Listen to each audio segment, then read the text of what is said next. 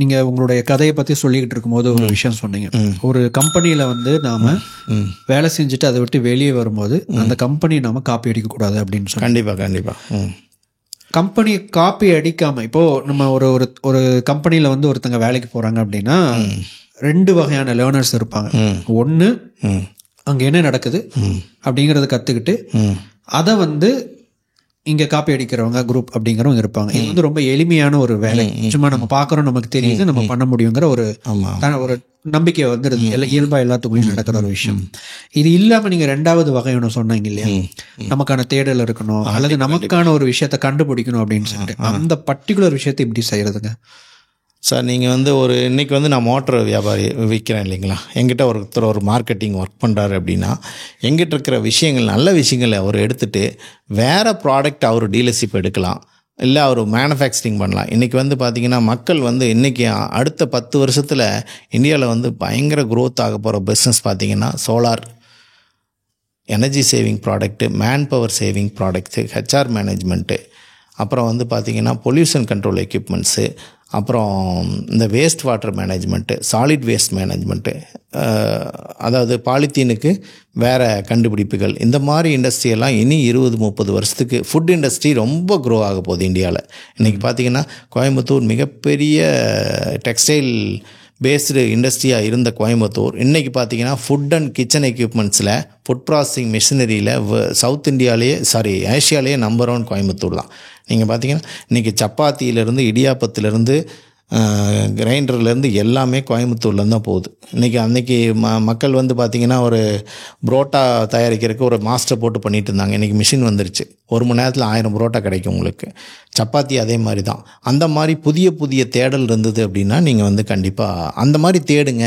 நீங்கள் வந்து ஒருத்தரோட ப்ராடக்டை நீங்கள் டெவலப் பண்ணணுன்னு நினைக்கிறீங்க, புதுசாக தேடுங்க சார். மனுஷன் எங்கே கஷ்டப்படுறான்னு பாருங்கள், அந்த கஷ்டப்படுறதை எளிமையாகணும். இன்றைக்கி மேன் பவர் பெரிய பிரச்சனையாகிட்டுருக்கு, சேலரி ஒரு பெரிய பிரச்சனையாக இருக்குது, ஆட்டோமேஷன் ப்ராடக்ட்லாம் ரொம்ப நல்லா போயிட்டுருக்கு. நீங்கள் அந்த மாதிரி தேடல் இருந்தது அப்படின்னா இன்ஜினியரிங் இண்டஸ்ட்ரி பொறுத்த வரைக்கும் கோயம்புத்தூரில் பிழைக்காதவன் எங்கேயும் போய் பிழைக்க மாட்டான். அவ்வளவு வாய்ப்புகள் இங்கே கொட்டி கிடக்கு. ஸோ நீங்கள் தேடுங்க. இது ஒரு எக்ஸாம்பிளாக எடுத்துக்கோங்க. 20 வருஷத்தில் இந்த இண்டஸ்ட்ரியெலாம் பயங்கர க்ரோ ஆகும். 20 வருஷத்துக்கு இந்த இண்டஸ்ட்ரியெல்லாம் டீக்ரோத்தே கிடையாது. அவ்வளோ வாய்ப்புகள் இந்த இண்டஸ்ட்ரியில் இருக்குது. அது வந்து கோயம்புத்தூரில் எல்லாமே கிடைக்குது, அதுக்கு எல்லாமே கிடைக்குது. என்ன சார் இல்லை, ஸ்டெயின்லெஸ் ஸ்டீல் வேணுமா கிடைக்குது, எம்எஸ் வேணுமா கிடைக்குது, ஃபவுண்ட்ரிஸ் இருக்குது. இங்கே வந்து மேன் பவர், அதாவது ஸ்கில்டு லேபர்ஸ் இங்கே கிடைக்கிறாங்க. ஸோ நீங்கள் தேடணும். உங்களோட தேடல் வந்து கரெக்டான ரூட்டில் நீங்கள் போகிறீங்களான்னு பார்த்துக்கங்க. தன்னம்பிக்கையோடு போயிட்டே இருங்க. நீங்கள் வந்து பேக் அடிச்சிடாதீங்க. அன்றைக்கி வந்து மராத்தான் ஓடினாங்க சார், 5 பேர் ஓடினாங்க, அப்புறம் 10 பேர் ஓடினாங்க, 100 பேர் ஓடினாங்க, 500 பேர் ஓடினாங்க, 1000 பேர், இன்றைக்கி 1,00,000 பேர் ஓடுறான். நீங்கள் வந்து நேரத்தில் எந்திரிச்சு அவங்களோட ஓட ஆரம்பிங்க. நீங்கள் நேரத்தில் எந்திரிச்சு ஓட ஆரம்பிக்கலைன்னா அங்கேருந்தே உங்களுக்கு தோல்வி ஆரம்பிச்சிடும். இன்றைக்கி பயங்கர காம்படிஷன், நான் ஒத்துக்கிறேன். இப்போ ஒரு சொந்த பிஸ்னஸ் பண்ணுறது அப்படிங்கிறது ரொம்ப டஃப்பு தான். நீங்கள் அந்த ஒரு கம்பெனி ஆரம்பிக்கிறீங்க அப்படின்னா 1000 டேஸ் சார், ஒரு தம் ரூல், 1000 டேஸ் நீங்கள் கஷ்டப்பட தயாராக இருக்கணும். வீட்டை பற்றி நினைக்கவே கூடாது சார், வீட்டை பற்றி நினைக்கவே கூடாது, ஒரு சந்தோஷத்தை பற்றி நினைக்கவே கூடாது, ஒரு டூரு போகிறத பற்றி நினைக்கவே கூடாது. 1000 டேஸ் நீங்கள் வந்து அந்த கம்பெனிக்கு உழைக்க தயாராகுங்க. நான் என்னோடய ஒரு மோட்டர் நான் விற்க போகிறேன், ஒரு மோட்டர் தயாரிக்க போகிறேன், இல்லை ஒரு மிஷினரி பண்ண போகிறேன் அப்படின்னா அந்த மிஷினரி வந்து நீங்கள் உலகம் பூரா விற்கிறதுக்கு தயாராக இருங்க. அப்படின்னா அந்த அளவுக்கு நீங்கள் தயாராக இருக்கணும், ரெடியாக இருக்கணும். எதுக்குமே ready.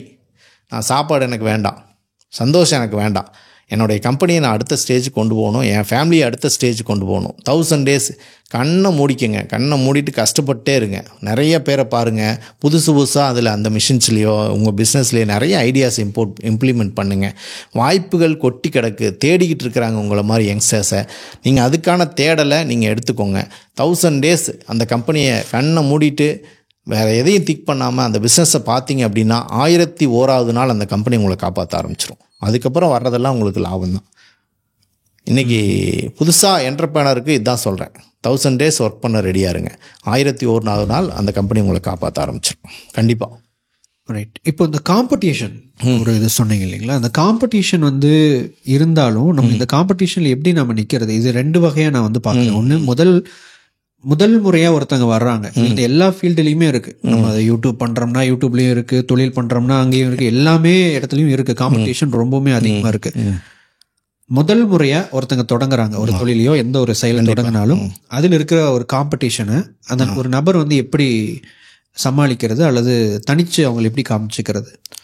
Sir, right product, right time, right price, right after sale service, இந்த 4 ரொம்ப முக்கியம் சார் பிஸ்னஸில்.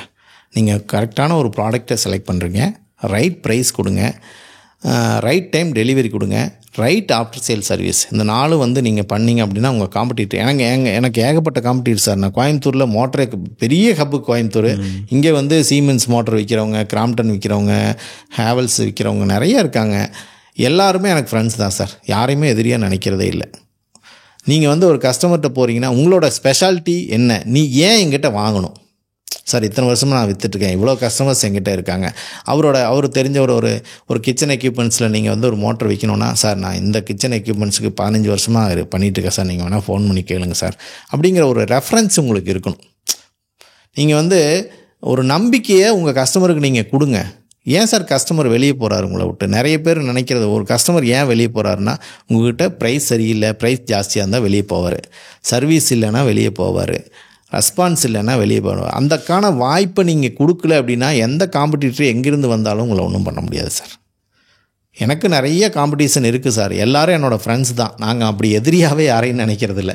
சில கஸ்டமர்ஸை நாங்கள் பேர் சொல்லி கூட, சார் இந்த கஸ்டமருக்கு நீங்கள் கொடுத்துருப்பீங்களாட்டிருக்கு சார் அப்படின்னு சொன்னோம்னா கூட, சரி சார் நீங்களே கொடுங்க சார்னு சொல்லிட்டு என்னோடய டீலர்ஸு விலைக்கு போயிடுவாங்க.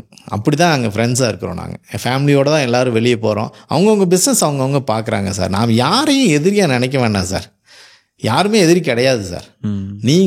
நீங்கள் விற்கணும் சார். உங்கள் மேலே உங்களுக்கு நம்பிக்கை வரணும், நீங்கள் விற்கணும். அதுக்கான என்னமோ அதை பண்ணிட்டு போயிட்டே இருங்க. காம்படிஷன் இருக்குது, இல்லைன்னுலாம் சொல்ல. பயங்கர இன்றைக்கெல்லாம் கொஞ்சம் மார்ஜின் கூட கம்மியாயிடுச்சு. மார்ஜின் கம்மியாகும் போது நான் என்ன பண்ணிக்கிறேன், வால்யூமை ஜாஸ்தி பண்ணிக்கிறேன். முதல்ல மோட்டரில் 10% கிடச்சிட்டு சார், 8% ஆச்சு, 5% ஆச்சு. அன்றைக்கி நான் 5 லட்சம் பண்ணிகிட்டு இருந்தேன் அப்படின்னா நான் 10 லட்சம் பண்ண ஆரம்பிச்சிட்டேன். ஸோ இந்த மார்ஜின் வந்து கம்மி ஆனாலும் என்னுடைய லாபம் எனக்கு வந்துடுது. ஸோ இந்த விஷயம் புதுசாக வர்ற என்டர்பிரனர் வந்து பயந்துக்க கூடாது.